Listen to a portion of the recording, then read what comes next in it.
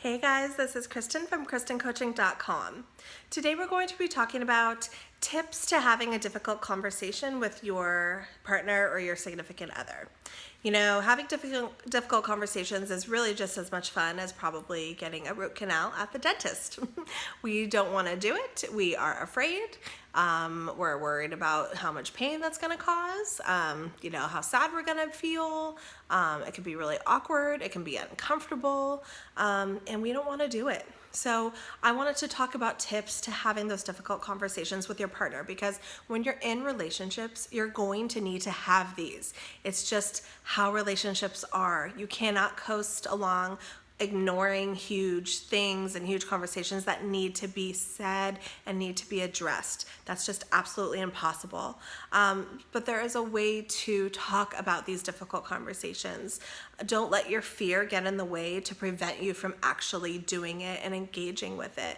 That is not the way to go. That's only going to cause you guys to be more distanced in the future and, possibly even, break up eventually if you cannot get big issues resolved. So let's give you some tips on how to at least help this situation and make it a little bit easier or more straightforward of how you can address difficult topics with your other half, because you really need to start doing that, or else your relationship is gonna keep going down this path and you and or your other half are gonna continue to be unhappy. So we don't want to do that.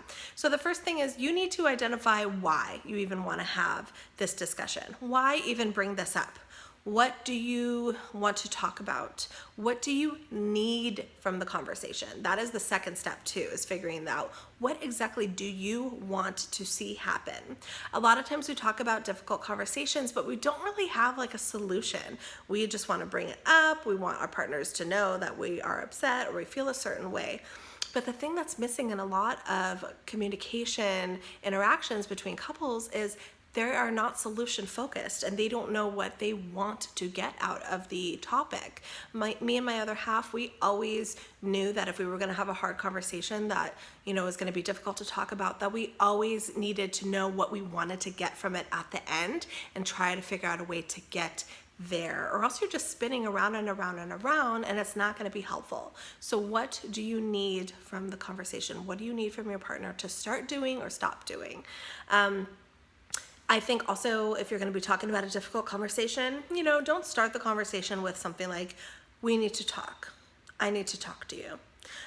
Just that type of a sentence can actually bring a lot of defenses up on your partner, and your partner can actually be emotionally closed off as a result of you even just saying it like that, So to say something like, I was wondering about, or I was thinking about this, or hey, I really wanted to get your opinion on something. Just that type of way to address it. It's kind of like if you say like, oh, I need to talk to you. Like you could feel like, oh my God, am I in trouble? And then all of a sudden your other half has their defenses up. But to be like, hey, I really want to get your opinion on something. That's different, because that's showing that you're actually already trying to engage in a collaborative way and be a partnership of trying to figure out something. So it really has to do with how you verbalize the topic, will really help even just making your partner engage in that discussion in the first place. So try to practice that. Choose a good time to talk. Don't talk when your significant other needs to go to work, or maybe even just got home from work, or if they're in a bad mood. You want to pick a time that you can talk to your other half uninterrupted for a long time, so you guys can actually figure out a way to resolve it. So give the topic enough time. Don't be saying it when you're leaving out the door for you to go somewhere. That's not going to help. When you do talk about the idea and the topic, listen to your partner's ideas. You want to throw out your ideas, of course, but you also want to be respectful to your other half's ideas as well. So listen to what they have to say and honor that, and really respect that and acknowledge it, because that's important. It's not just about you, it's about you and your partner. Be respectful. Don't name call, don't insult, Don't yell, don't curse. You want to be respectful and you want to be calm in these difficult conversations, because that can be really hard to do because there's a lot of emotions in there. But you need to be respectful and your partner needs to be respectful of you. And you want to come to an agreement that both of you can live with at the end of the day. Don't just make the agreement that because you're happy with or that your partner's happy with. You want something that both of you can agree upon, that both of you can live with.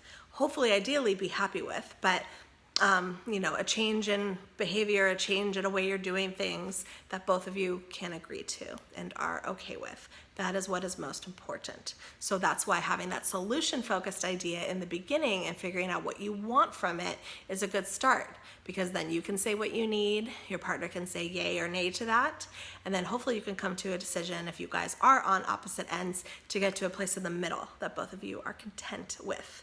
Please feel free to ask me any questions, comment below. I'll get back to you as soon as I can. Again, this is Kristen from KristenCoaching.com, and I'll see you guys next time. Bye-bye.